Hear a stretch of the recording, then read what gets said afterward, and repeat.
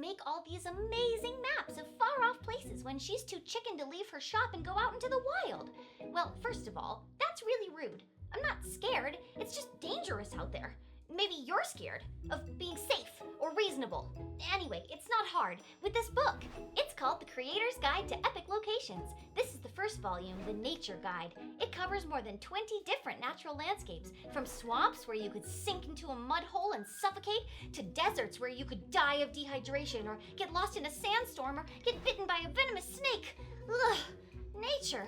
Anyway, part 1 goes over all the different types of locations and how to create and use them in your games. Part 2 teaches you how to prep and improvise your own original locations with that information. And part 3 shows you how to apply all of this to design and create beautiful maps of these terrible, treacherous places so that idiots can come buy your maps and then go get themselves killed. It's written by SCLANDERS from the How to Be a Great GM YouTube channel, and LAMMER, the creator and CEO of the online map-making tool Dungeon Fog, and it's on Kickstarter now. If you're the kind of person who never leaves the house, hey, don't look so offended. You called me a chicken first thing. Anyway, this will give you all the tools you need to run great games, tell epic stories, and make amazing maps set in nature without having to actually go outside. Ugh, outside. Afternoon sunlight dances with the shadows cast by the branches of the massive trees above you. The evergreen scent of pine refreshes your senses. You arrive at the forest of Elkona, the forest of the elves. Actually, remember the swamp we passed 2 days ago? The one where we met the old man innocently gathering firewood? I'm not so sure he was innocent. We should check it out. But the forest of Elkona, it awaits. I've planned the forest. You guys said you were going to go to the forest this session. Calm down. We'll go to your forest. Just after we've gone back to that swamp. Fine. You arrive at the swamp. It's swampish. There's swamp stuff everywhere. Can you be more specific? The swamp smells of swamp. What do I see? Swamp. Don't be that, GM. Players are going to go where players go. With the Creator's Guide to Epic Locations Nature, you'll never be stuck for ideas, maps, adventures, or places for your PCs to explore again. Get your free chapter, Swamps, when you check out the Kickstarter. Link below. The fetid reek of decay fills your nose and the black mud sucks at your boots. Cold pools of dark water promise death to all who enter. Aw, cool, I guess. You know what? Back to the forest!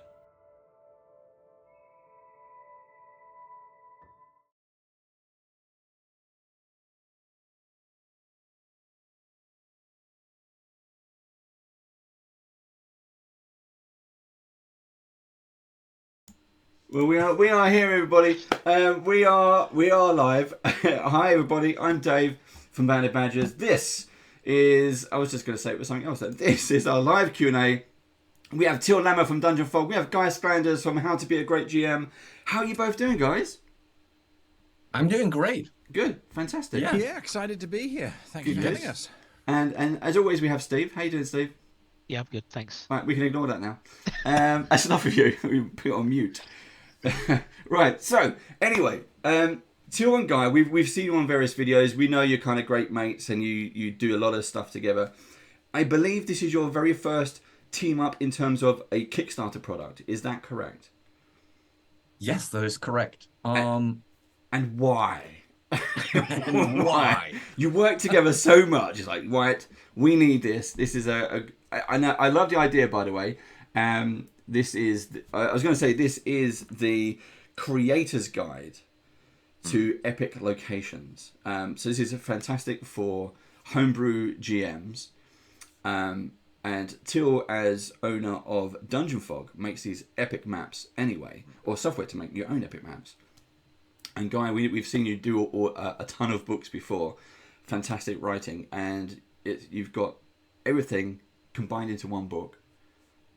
I'll let you go over to do the elevator pitch now. Go for Well, it. Guy, that's your question. I was going to say, just on that point where you talk about the title Creator's Guide, we had a lot of debate over that, and it actually wasn't originally called that. And the reason why we chose creators specifically was because we said, well, this book, it's definitely designed primarily for RPGs, because we use the term players and that sort of thing throughout the book for examples. But at the same time, if you are a writer, or if you are a comic book artist, or if you're wanting to just create fiction, this book is going to be as useful. So we said, okay, well, let's take that out. Let's not call it like the DM's guide or something along those lines. Let's call it the creator's guide. So whatever you are making, you'll be able to use this book to help you, inspire you in terms of creating these locations that are more than just background to what's actually happening. And I think, both of us come from that space of we do design stuff literally for a living, and we're like, well, what's the actual process? How do we actually do that? And how do we do it in a practical kind of way? And I think that's where we've got a nice balance. Yeah. So to add to that, I think the book is basically composed of 3 sections, right? The first section, I don't know if it's still the first section. We're currently kind of restructuring, organizing everything. But in the initial draft, the first section was all about kind of practical examples of locations. So you take a specific location, you get it described with various information that's kind of ready to use. But the second section is then basically kind of the way where we looked at ourselves of how did we actually and why did we collect those information? Why are they important and interesting? And we tried to understand the mechanics that we use to identify them. And then in this second section, we're basically talking about how you can use the same mechanics for yourself if you want to create your own locations that are not within the book. And this is still a bit too metaphoric, probably, because what mechanics are we talking about? But there are, when you think about what makes a location epic, it's always kind of, it has a geological or natural influence of why this location became such a location. Why did a swamp become a swamp, or a forest? So there are natural processes that actually create the location and justify it where it sits.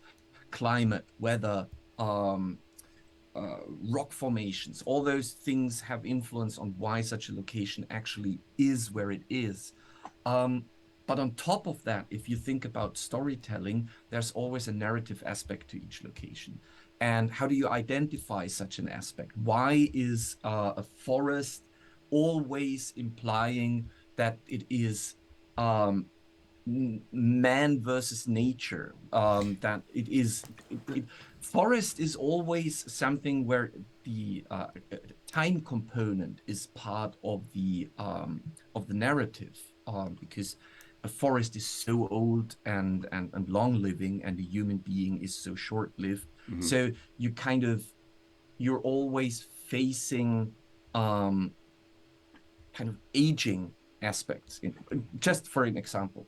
And the last section then is how to look at interesting, like every story has a kind of a progression chart. You know that there has to be crisis and release within a story to make it interesting. So what triggers can such a location bring naturally, because it is the trigger of the location?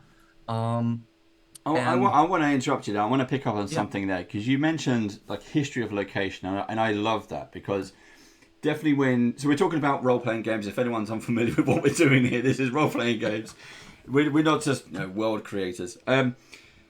When the characters turn up to a land and it's plagued by something, cursed by something. I mean, the artwork that everyone can see on the right-hand side of the screen is Till and Guy have generously kind of shared that with us. This is snippets from the kind of the swamp area, the swamp zones.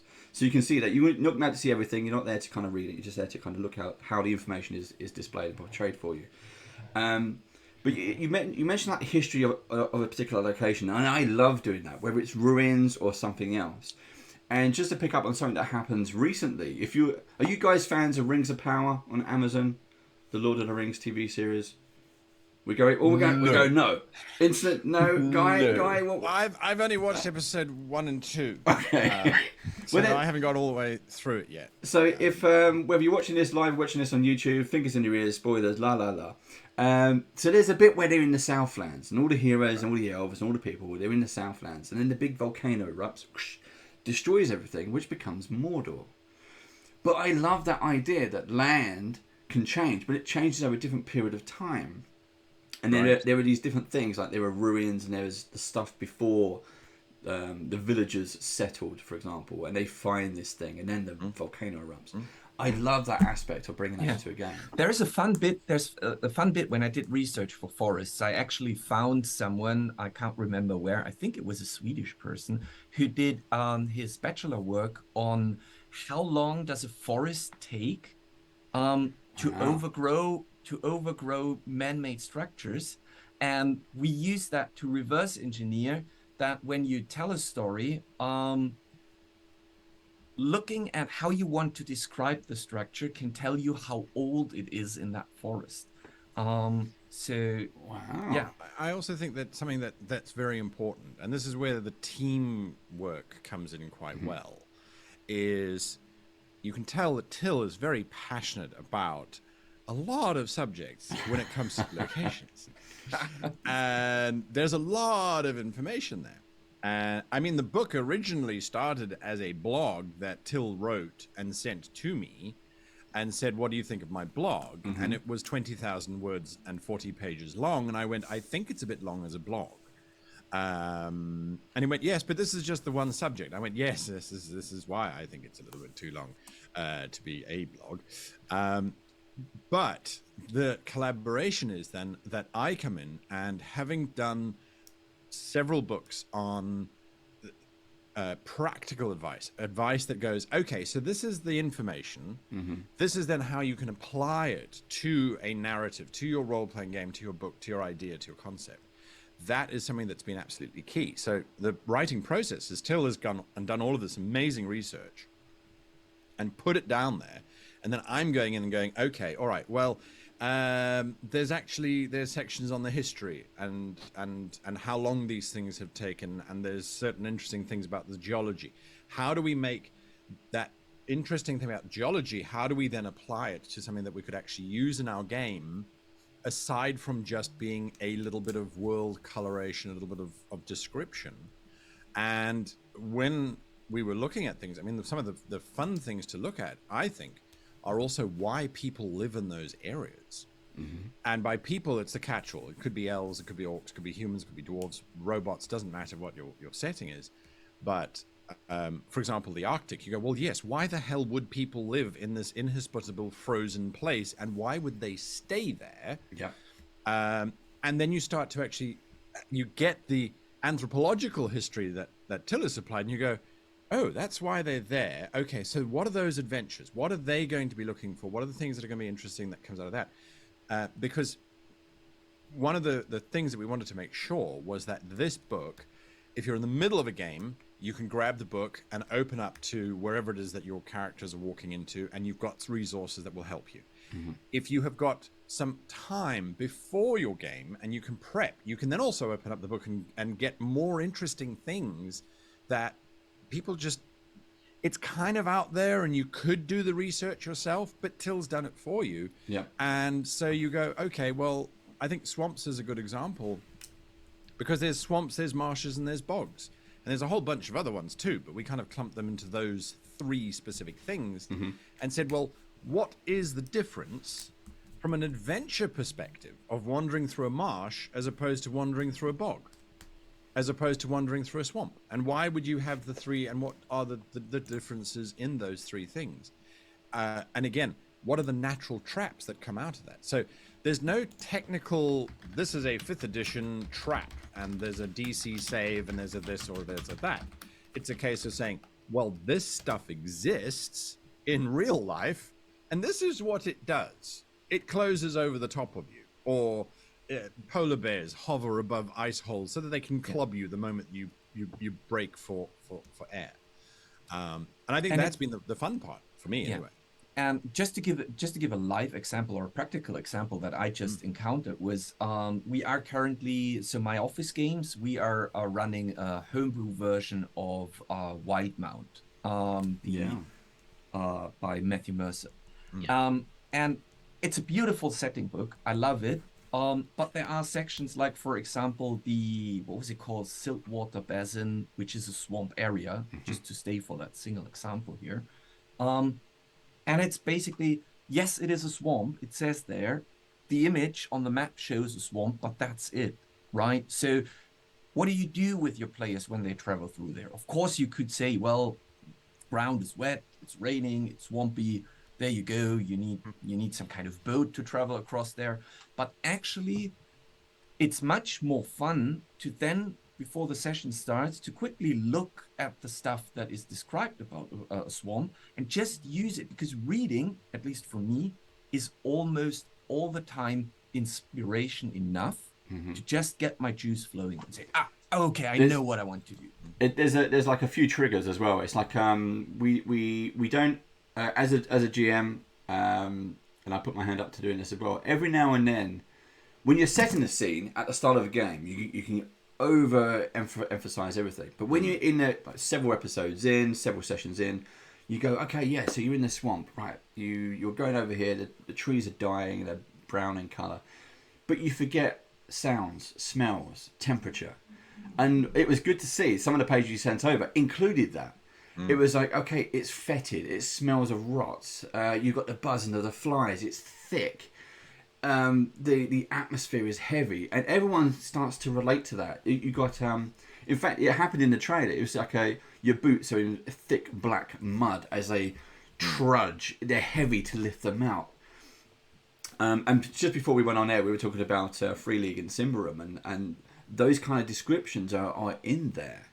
That's how they write their books, and I love that, because it instantly, if I'm the guy who's on guard, I'm the red shirt on guard, in full plate mail, and it's heaving down with rain, and I can feel it in my toes are numb, and I'm saying I've got 2 more hours of standing here on guard. I want to be able to feel that, and also when I play, I use a lot of film and TV references. So that you're doing things like whether it's Avengers or Matrix or something, could be Creatures Great and Small. Who knows what happens in the stables? You might have to deliver a car for whatever reason if the dice roll that thing. You have to be able to put a picture in your players' heads.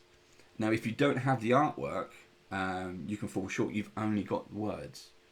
So I use a lot of. I tend to use a lot of film references, and especially if you're not in that map stage yet. Absolutely. I think that's also something that we're quite focused on with the book. Our layout is similar to Free League's in terms of the structure of the pages. Yes, I noticed that. And we've had some people say, on some pages you have just a table and then some artwork. And we're like, yes, it's just a table and it's just some artwork that we specifically chose to put there because some people are visual. Yes. And you can have words, but then you turn to the page of forests and you see this forest, and it's not just a standard forest picture. There's something in there that we've chosen specifically, or we've added. So the layout allows for that. So when you look at the books, you kind of go, wow, there's lots of artwork in here, and there's lots of text, and there's lots of tables. Again, it's just trying to make the book as useful in all situations as possible, to give us those tools that we need when we're running our games. Yep. Just going back when you were talking about the White Mount book. So you talked about the swamp that's there. When you look at other people's work, do you tend to critique from a practical point of view? So you look at a swamp and you think, there's no way a swamp could physically be there. It's in the wrong location.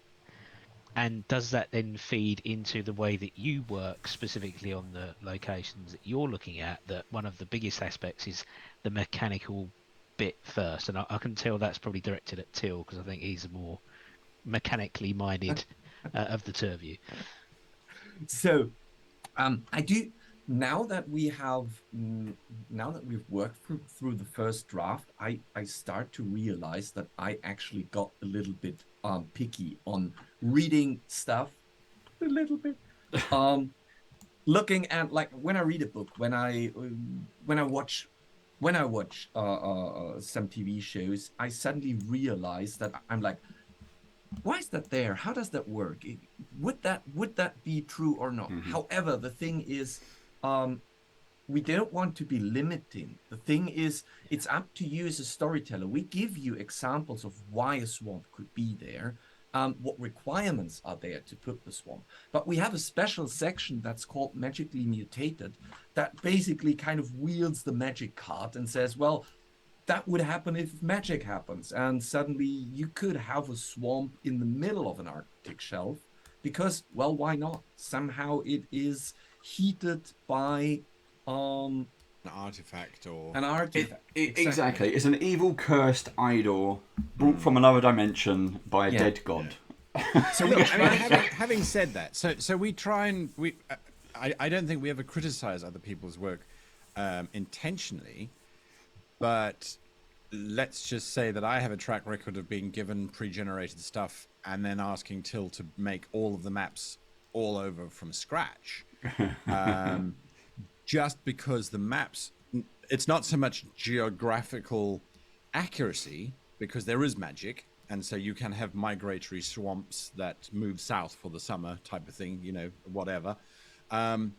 It's more a case of the maps are not presenting you as a creator with something that's interesting or that's inspiring.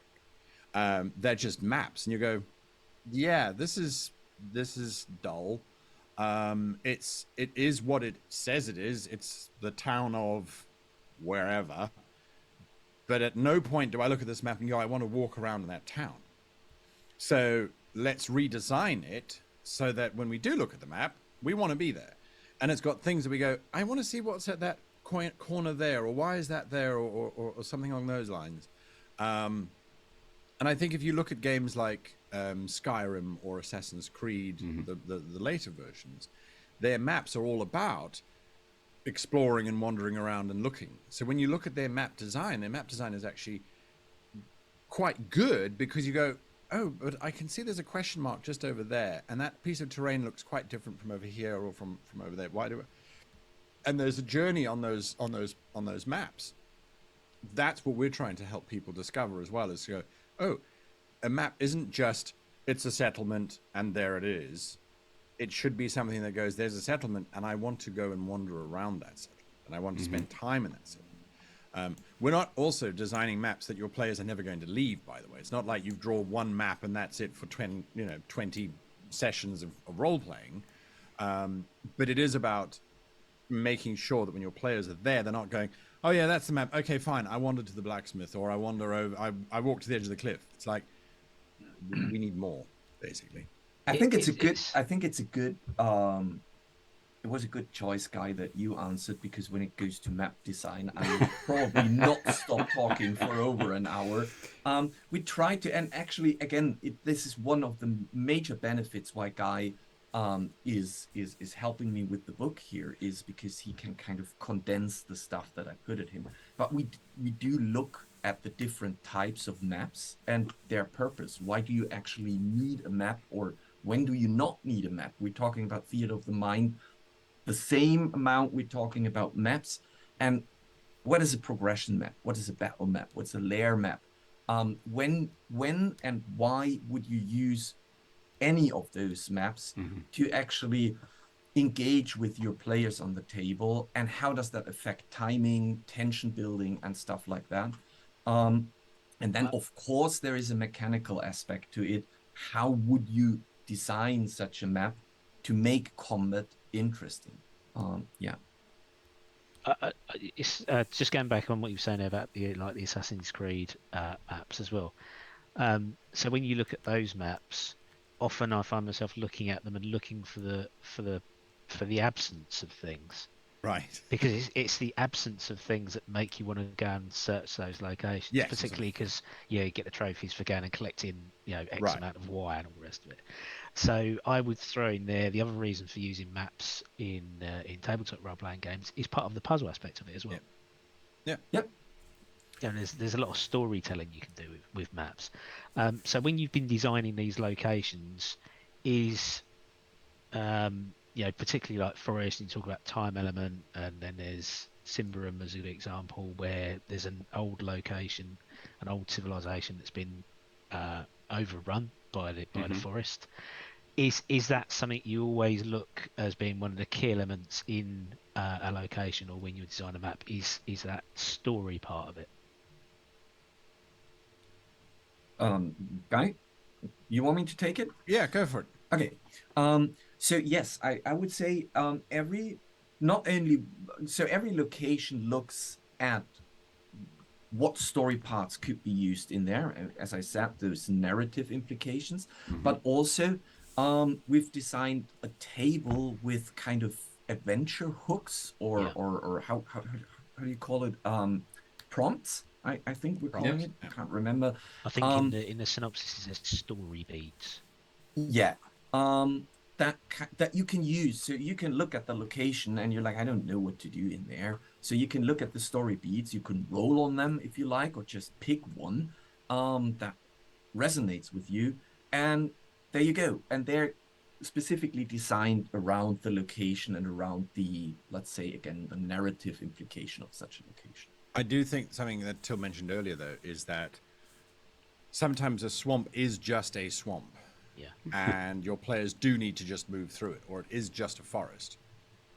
And we are hopefully enabling you to be able to judge, when do I need to make this more, or do I need to speed things up, in which case it becomes less.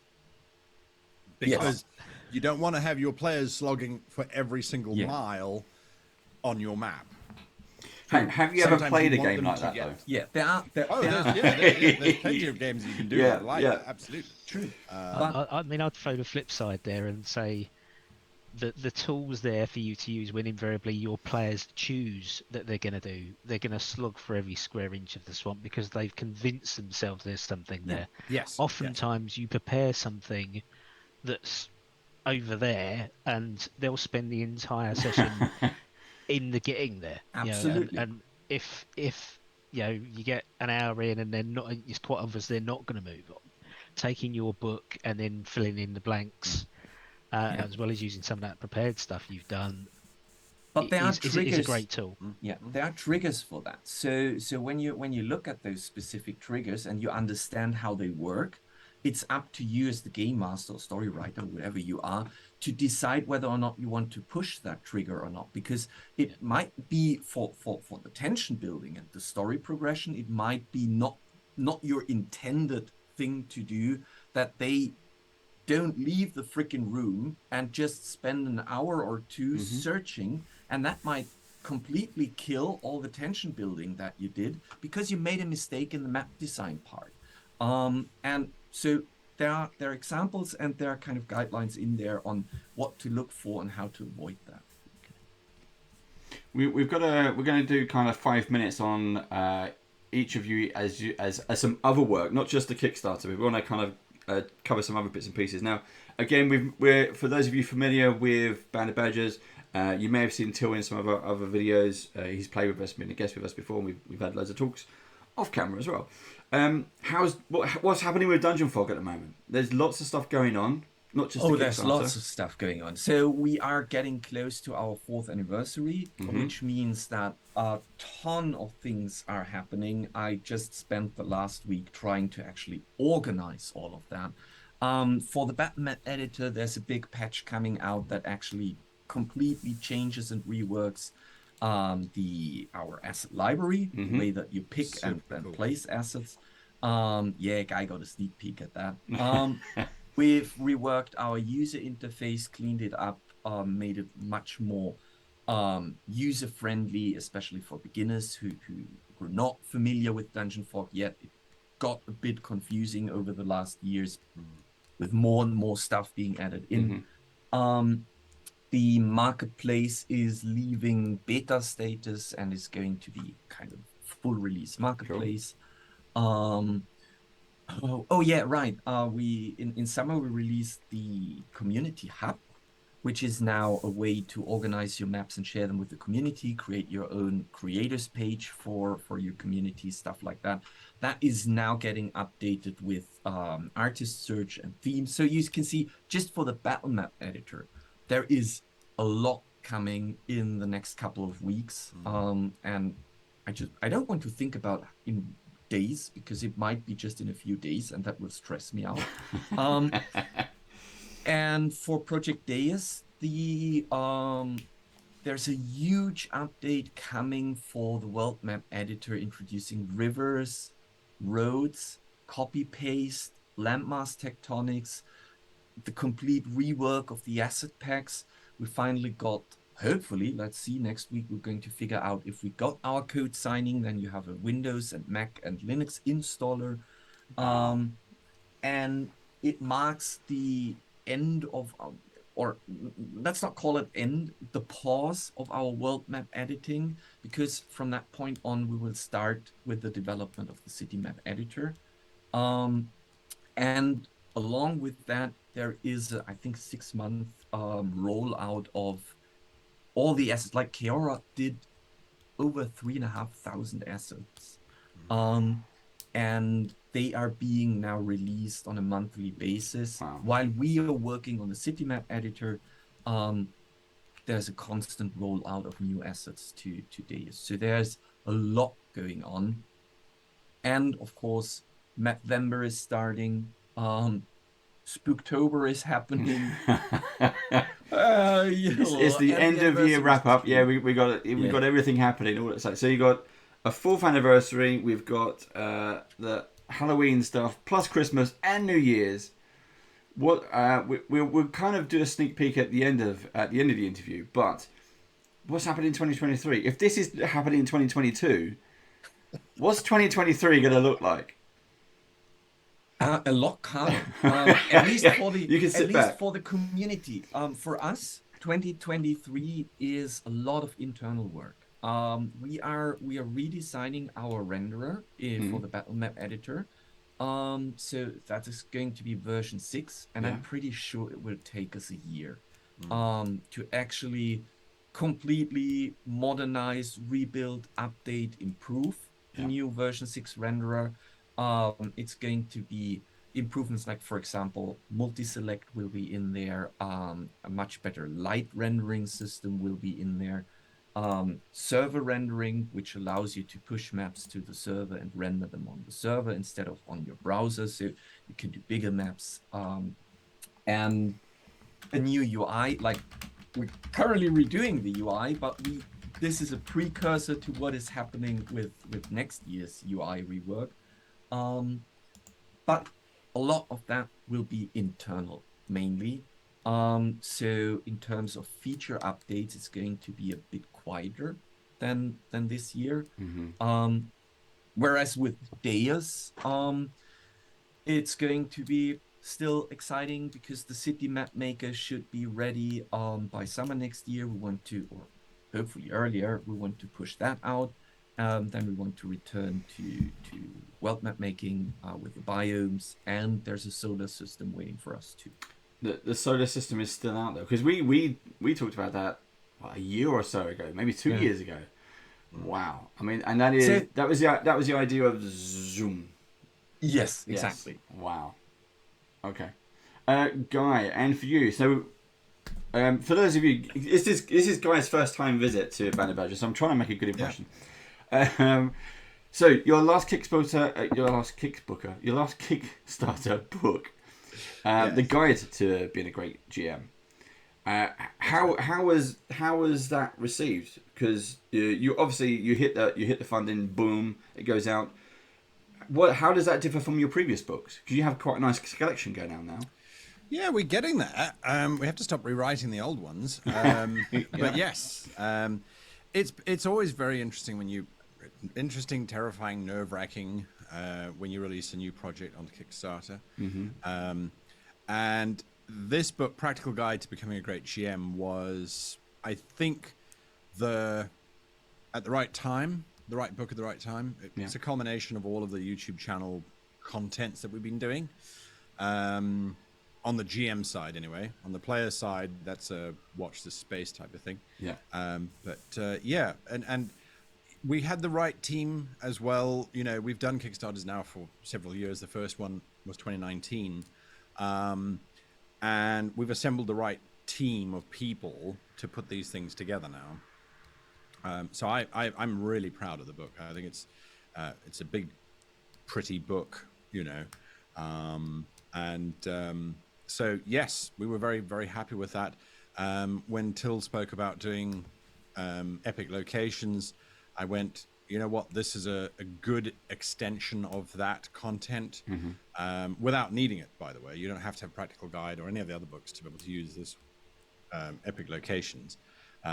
But if you do have them, it forms quite a nice stack of books that are, I would hope, a very good reference system for people who are new to GMing or to DMing, to be able to draw from that, and for people who are experienced with it to go, yeah, I've been doing this for so long, I'm not going to do anything for my game because I have been doing it for so long and I know I can kind of wing it and people sort of have fun. To go, well, yes, but remember, there is a joy to being able to do some of this stuff too. And you, because you've got experience, yes, you're freed up to not have to panic. Are your players going to like it? You know, there's all that kind of stuff that you have when you're a new GM. That by the time you've run games for 5 or 6 years, you're like, yeah, I've got this. It's not rocket science, right? And you go, well, it isn't rocket science. But if you try and add something new to your game, look at it from this perspective and see what it suddenly opens up and see what it suddenly unlocks. And I think I always refer to myself going, well, would I buy this book for myself? Would I buy it and use this book?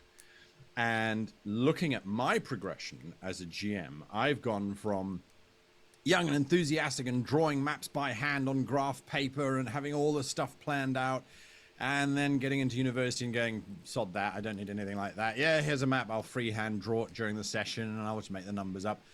And then moving into going, oh, now I need to do professional live streams. Now I have to make all my maps. Now I have to make all my NPCs beforehand because people are going to be, and looking at what were my resistances on those journeys and saying, well, yes, but once you realized that you could do it, or once you realized a better way of doing it, it became easier. And then it actually became the joy of doing it. And now it's a new kind of space. So yeah, I don't know even if that answers your question, but that's where it is. That's where we are. So, one of the things we were going to ask is, so we had some questions come in before, as we were promoting this during the week, we had some questions come in.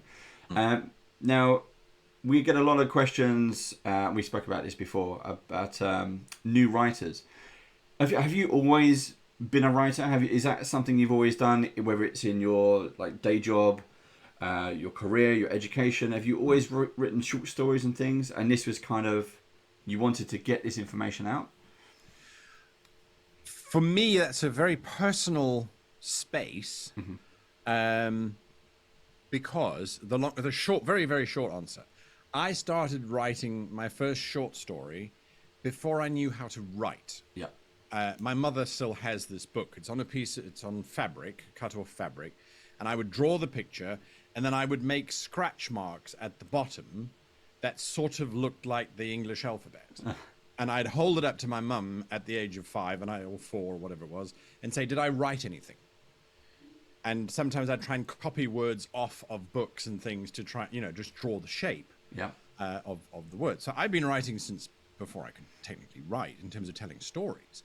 And as a career, I trained as a director and a scriptwriter for film and television.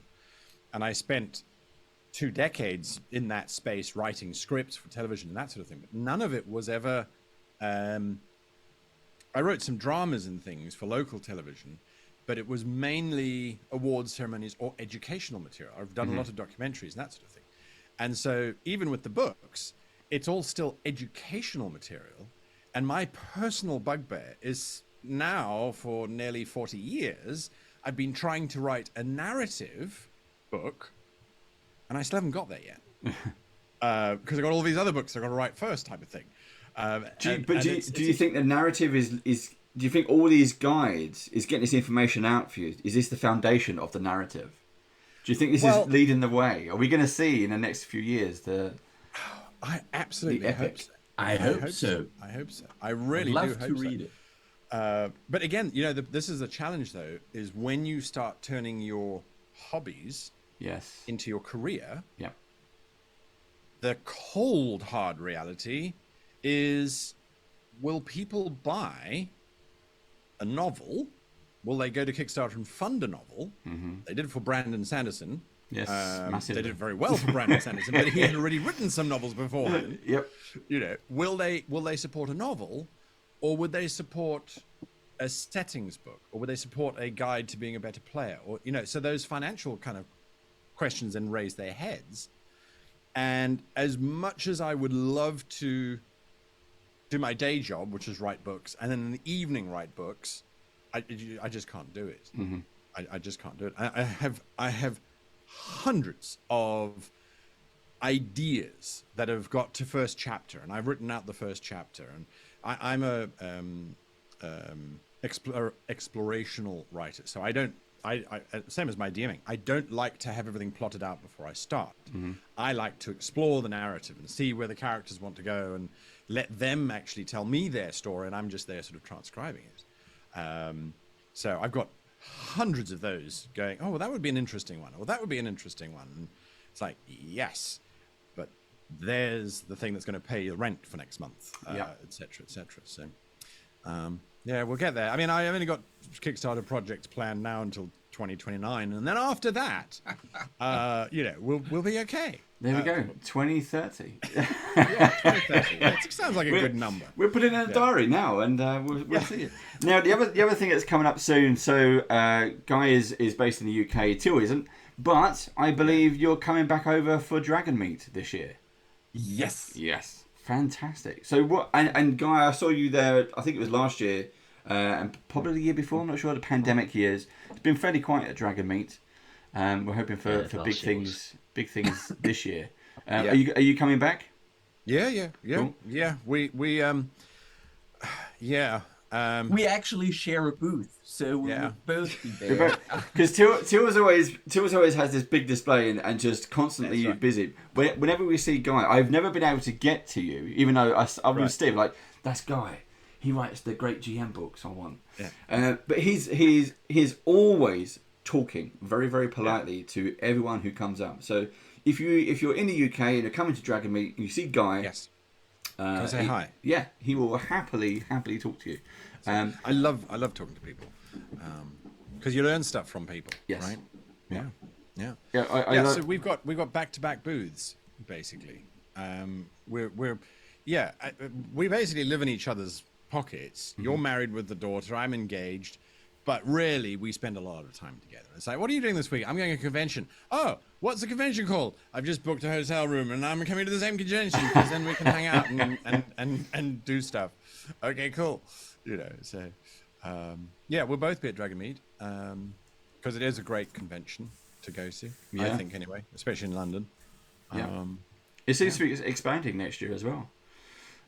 Well, I mean, even this year they look to be having more things. Again, also as we sort of move out of the COVID space. You know, they've got solid seminars this year. I don't think they had them last year. So a lot of it was closed down. I think a lot of it was just gaming tables. Like the game library, I think that had gone. The bring and buy sound, but it was retail on 2 or 3 floors. Very spaced out. Modifius having the biggest spot, I think. But yeah, it's I do love Dragon Meet. It's a shame it's only one day, especially for. I often wonder London. if it shouldn't be 2 personally. But then again, you go, well, maybe. Do you go to UK Games Expo? Yeah. Yep. Is that? I didn't see you. So you weren't there this year. Did you? We visit? didn't have a stand there this year, and Till, you didn't have a stand there either. No, I was there for the first time this year, and I was kind of scouting it. seeing if it actually is something that Dungeon Fork would like to attend. If only I knew, because me and Steve were there for 4 days. So we stayed there. We got the late invite press pass. We were hanging around with loads of people, because the more people that we've been doing interviews with and we do sponsorship with, we've just gone and met so many people there. And it's weird because it's weird when people kind of recognise you. Like, I've seen you on the telly. Well, a very, very small Twitch channel, but yeah. But it's great that our audience is so friendly anyway. And Again, everyone it's is one of the always joys, right? Yeah. I was giving a 3-day talk over the 3 days of UK Games Expo, which was phenomenal. I felt very bad on the Sunday, actually, because people came in on the Friday and the Saturday, and then Sunday was quite quiet. But in order to finish my talk, they had to come in on the Sunday, because it was 3 days of designing an epic campaign. UK Games Expo is a lot of fun as well. I was in Manchester for Tabletop Gaming Live. They did a convention up in Manchester a couple of weeks ago, and it is, as you say, people are so friendly. And everyone's got a story to share, which I think is wonderful. And you listen to their stories, you go, okay, why'd you do that? Why'd you do this? Why'd you do the next thing? And just to hear it, you're talking about how one gets started in this space. And a lot of the times people get started in this space because they've done the one thing that people who haven't, and that is they have actually finished and released something. It's definitely the finishing part, or people don't believe they finished. So I for my day job, for example, I'm a designer. I work in a digital product designer. There's always the minimal viable product. But people, when you're self-doing it, and it's just you and you're self-publishing, there's always it's not enough, or it's too much and people won't want it. There's always that self-disbelief. And you've got to just try it, and then get the feedback, and then you'll try it again next time. You can improve it. There is a very interesting kind of quote I got when I was talking to entrepreneur coach who's doing startup businesses for Silicon Valley, and he said to me, if you're not ashamed of the product that you have put live, you've put it live too late. So basically, there's always something you want to do better. But if you wait until the point that you have done it better, it might never come out. So you have to, at some point, you have to find the courage, step into the light, take the critique, and then improve and get better. But if you're never doing this step, you will actually never launch a product, never launch a book, never do anything. You will just constantly work on for yourself. I can imagine that you two have a very similar discussion. If someone's down, the other one's going to pick the other one up. Is that? And it goes round and round. Oh, it's not quite good. It is. You've got to just get that. Yeah. Yes, just get it out there. Just release it. Just step away. Or I've already released it. What do you mean it wasn't supposed to be released today? Oops. It's out there now. Yeah. Well, bringing it back down to, so we're in the last kind of 10 minutes of the Q&A. Bring it back round to the Kickstarter. It's a fantastic product, as we like to see. Again, for those of you watching on Twitch and YouTube, you can see copies of the artwork there. You've got that kind of, they look like CGI renders. Yeah. You want to shout out to some of the artists that you've got working on this, or is this your own stuff? Is this people you've used before? What is this? Big shout out to Guy who did the CGI rendering. But a lot of it is work in progress, because again, you have to start somewhere, which means that you have to go to the Kickstarter. Not all of that is going to be this CGI artwork. So you raise the money to pay. Yeah. Correct. I mean, artwork, when you look at it, when you're putting together a book, the artwork is hands down the most expensive component outside of shipping. So when you break it down, shipping is the most expensive, followed by artwork, depending on how much artwork you're using, and then printing. And then all of the other bits and pieces, the actual writing of it, that's trivial. That's nothing. That costs nothing. Just to add to that, how are you dealing with shipping at the moment? Shipping prices over the past year. Yeah. If a product's coming from the US, it's horrendous. The biggest challenge that we have with shipping, aside from everything that's been going on, is shipping companies literally telling you 6 months into your Kickstarter campaign, oh, we don't ship to those countries anymore. Oh, wow. And you go, but when we started the conversation, you gave me prices for shipping to this country or to that country. Well, yes, but those countries have either got such a high corruption rate that the parcels are never delivered, so the insurance pushback is just ridiculously high, or they slap 100% tax on books, or they slap at this, or they slap at that, or if they they do this or that. So we're just not doing it. So this current Kickstarter for Epic Locations, we've narrowed it down to the unfortunately to the countries that we know are reliable in terms of shipping, relatively reliable. I mean, there is still a 20% leeway. It almost never goes down. Yeah. But in terms of the shipping, this is how much it impacted. The original book that Till and I were going to put together, when we spec'd it out, it was sitting at about 600 pages. Yeah. And my business partner, Derek, who does all of the shipping, he went, that's nice, but no, because the shipping cost for that book would cost you 3 times as much as the book itself. And that's because you're now out of the weight category of 2.5 kilograms or 4.5 pounds. Yeah. So cut the book in half and then tear some pages out. And that's the book that you can have. And you go, oh, well, there goes the creativity process, But except having come from film and television, I think, have realized that whenever you are given a constraint, you could go, oh, well, then we're not doing it, it's not fair, or you could learn to take advantage of that. And I think we have taken such advantage of that. Yes. By refocusing and going, it's just nature locations. Mm-hmm. We've got some stretch goals which have already been reached, and those have added on very, very specifically calculated, going, right, these have added an extra 60 pages to the book. But because we had that initial constraint, we know that we can fit in those 60 pages if we needed to. They're wonderful additional material which just expands the scope of the book completely, but doesn't impact that shipping. Mm-hmm. And with Practical Guide, it was finished a year ago. Yeah. And the shipping within the USA, for example, some people got their books 3 weeks ago, and someone living 2 blocks down is still waiting for their book, because the shipping companies are either over capacitated, so they've got too much stuff to try and get out, or the internal systems are just not in place anymore. Yeah. Or there's just not enough staff. So they go, well, we'll send out these 20 today because we can, and then we've got to wait for 4 days because there's not enough staff to do the next 20. And yet, as a customer, you don't care. It's like, where's my book? I paid for it. Why did so-and-so get it and I haven't? Give me my book.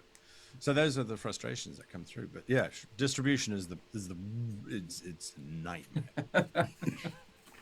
So we've taken those lessons into consideration. We've got this. Yeah. Is this the start of a new volume of books specifically about locations? Is that your have you already kind of pre-planned this is going to be a series of 4? Or? So it has the potential, yes, because we had to cut it down, and again, I think it was the right choice, not only because of weight limits and compressing it, but also because it allowed us to focus on something.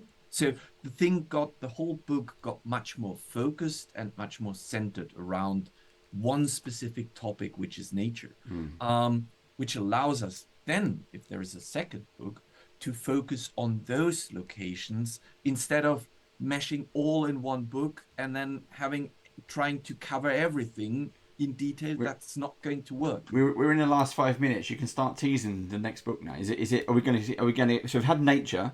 Does that mean we're going to get cities? Are we going to get urban or? So what I can say, It was nearly a maybe, folks. It was nearly a maybe. I'll do it, Guy, and you can then hate me afterwards.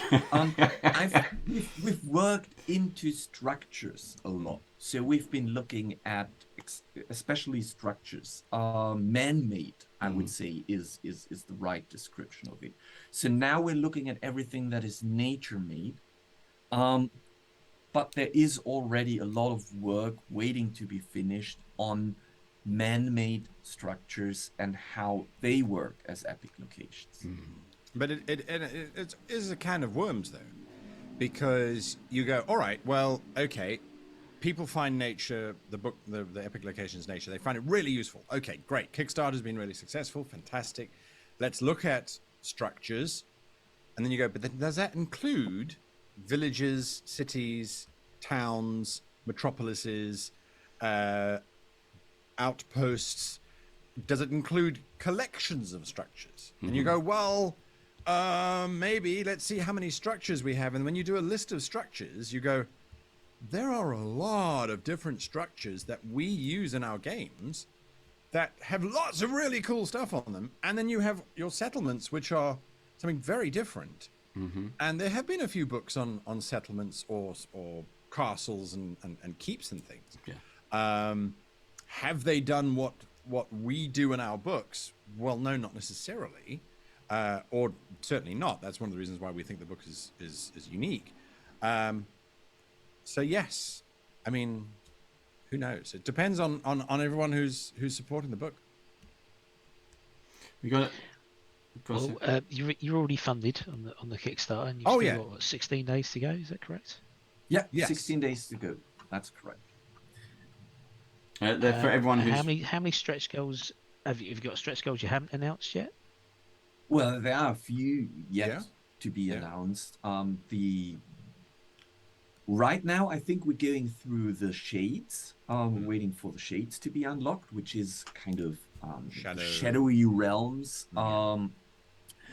And after that, I would say it is going to be a bit more into the space area. So there are a few more interesting things. If you're not into fantasy, you're probably into other games or cyberpunk or sci-fi, that those stretch goals might be interesting for. We had so again we're just into the last few minutes. What's next for you, Guy? We were talking about D&D in the Castle before we started this. What's it like at D&D in the Castle? Is it full on? Is it like 8 hours gaming? Because 8 hours, those are rookie numbers. Well, I do 12 hours, but we only learn. Yeah. Okay, 12 hours is getting there. 12 hours is getting there. Yeah, no, it's insanity. It's absolute insanity. It's joy. But yes, so you game for 8 hours with your GM. And then there's an additional 4 hours that you can game with one-shots with the other DMs that are around. Yeah. Or you can go miniature painting, or you can go archery or falconry or whatever is on hand. So you've effectively your entire day is taken up with role playing or with something else. And even if you're not doing that, you are still roaming around this magnificent old castle in great grounds, surrounded by role players. So I think there are about 80 people in total, 80 to 100 people that go.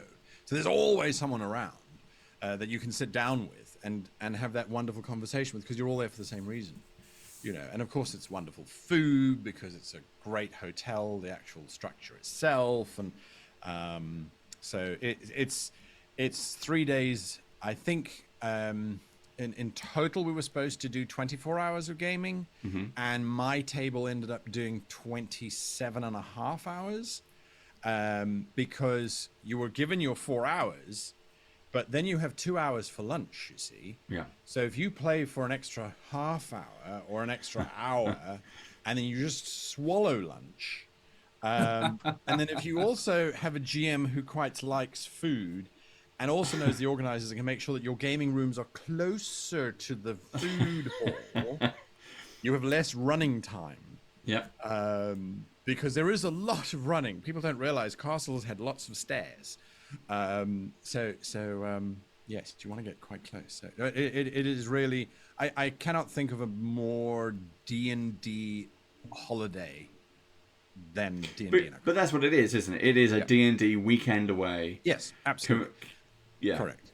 The majority of people who go are people who really want to play D&D, but don't have groups that can meet regularly because real life gets in the way. And so they go, I've paid for a holiday that gives me permission to spend 3 days doing nothing but role play. Yes. And yeah, so there we go. And does Wizards promote this? Do they provide you with stories to play, or do you take your stories with you? Is this your table, your game?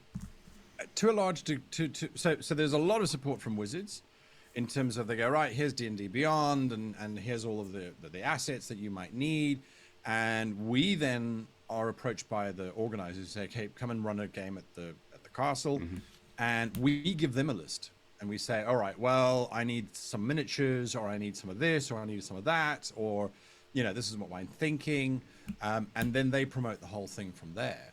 Is this a bit kind of like getting into Stardom, where you get your dressing room and you go, I only want green peanut M&Ms or something like that? I think you could, but several of the organisers would probably lick those M&Ms before they made sure they were all green and put them in your room. I'm not looking at Paul Foxcroft, but I mean, there are people out there. I'm not going to drop any names. Also, it's a bad reference because Guy only wants to roll green dice. That's the RPG reference. No, so I think that for DMs, it's a long 3 days because you are ambassador for the castle. Your players come to you saying, "Oh, where do I go for breakfast? Where do I go for the falconry? What do I do here, there?" And you're still prepping for the next session and things along those lines.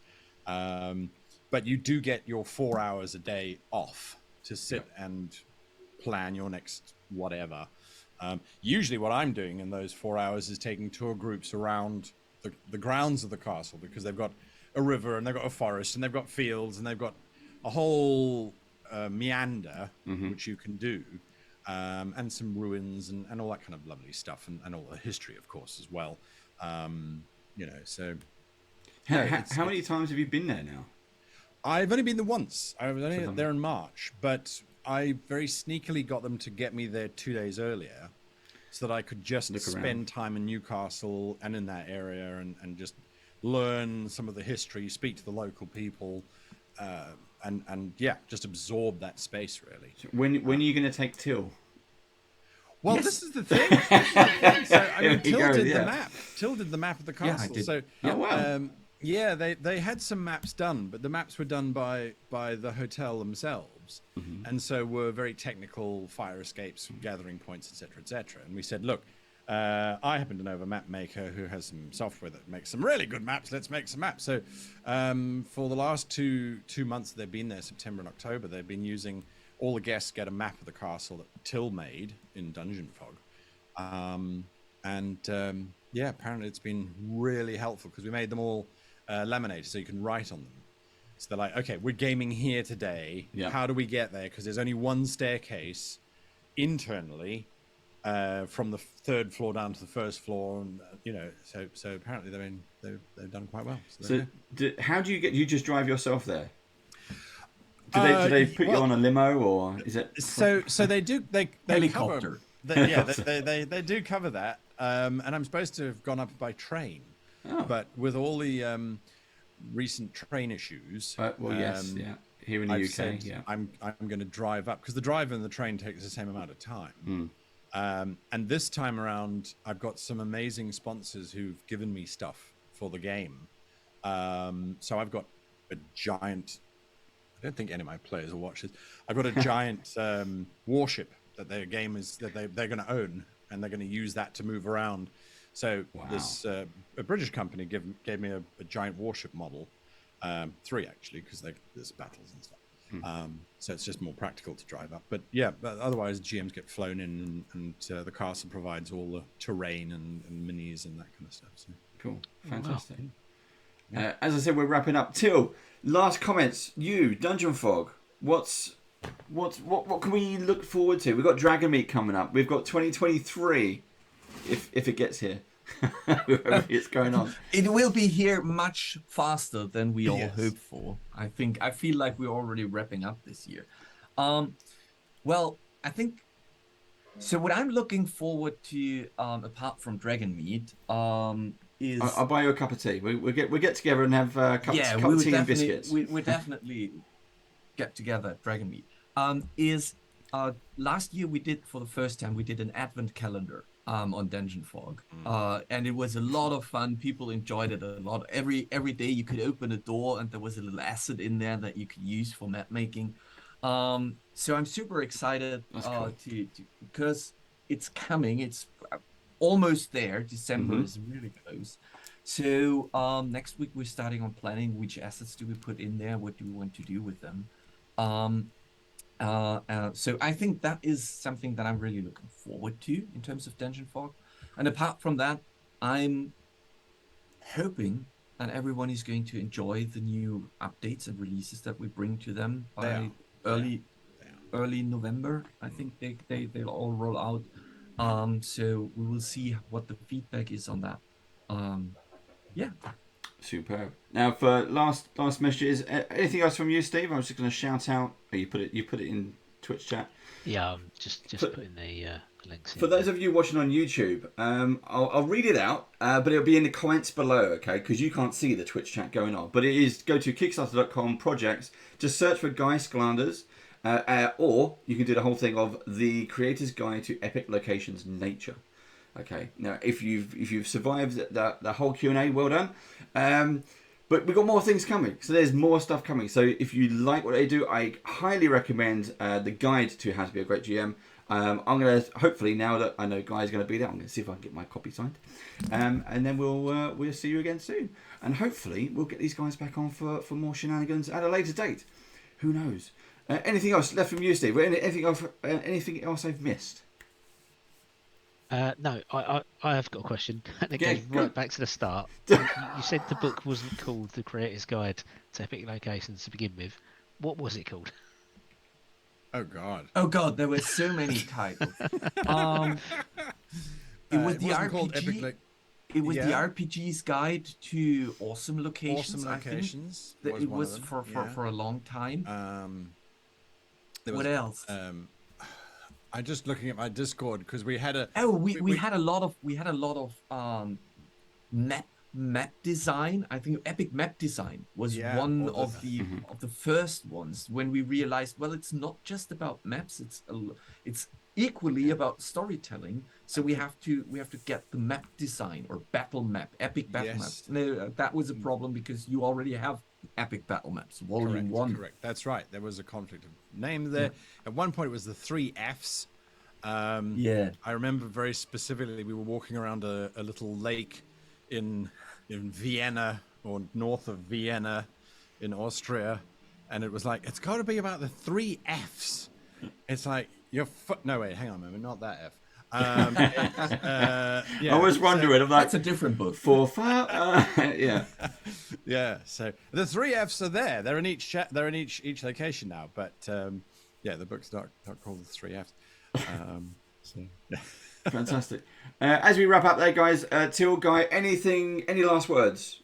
Where can people find? Well, we know it's D&D in the cast. Where can people find you next? Yeah. They can always find me on youtube.com / now they've got handles now / at Yeah. how to be a great GM. Otherwise, just youtube.com / how to be a great GM. We do videos every week. We're wrapping up a year-long series where we're going through the practical guide. That's coming to an end fairly soon, actually, by the end of November. And then we're back to doing more weekly topics kind of things. Cool. So, yeah. Looking forward to it. Till, last words? Oh yeah, sorry. I was nodding at guys. Sorry. You can find me at www.dungeonfog.com. Yeah. That's the website where you find all the info about the battle maps and Deus and the book and everything. If you want to chat with me, we go to the website. There is also a link to our Discord server. You're more than welcome to join us. We're chatting with the dev teams there. We're chatting with the communities. You can share maps. It's a bustling place, and I would love to see you there. And then, of course, we're on Twitter with /DungeonFog. We're on Facebook /DungeonFog. We're on Instagram /DungeonFog. You can see the pattern there. It's quite easy to find us. Just use DungeonFog as the name. Yes, and it is spelled out. It's not like you see it. So we've got your logos are on the screen as well. Yeah. It is dungeon, the whole word, dungeonfog.com. Yes. Yes. But you actually, we've trained Google. Oh, You can also to DGNFOG, and it will find us as well. fantastic. And there we're going to wrap it up, guys. Any last comments from you, Steve? No, that's We it. go back to the start again if you want. Next question. Oh, you had a question about question 3. Okay, here's the next hour. Right. Thank you to you for watching. Again, if you're watching this on YouTube, which you probably are, check out the details below. I'll put in all the links and comments. If you have a question, put it in, and I'll let Till and Guy know. If they have question, if they have the answers, I'll get them to you. And don't forget to like and subscribe. Always like and subscribe. Again, tell your friends, your parents, your sisters, your brothers, the pets, the strangers at the bus stop, the strangers in the street. Tell them all. It is youtube.com/bandofbadgers. We're nearly there. We're trying to get to 800. Again, we're a small channel, but we're trying to do every bit we can. If you like what we do, if you like people who just like stuff, do come and join us there. But until then, thank you to our guests. Thank you to Steve. I say thank you to Steve. I don't know why. Thank you to Steve. Yeah, you don't mean it. No, I don't mean it. It's Christmas. I might get a bit of cold for you, Steve. That's about it. And, until next time, we'll see you again soon. Bye-bye. Bye.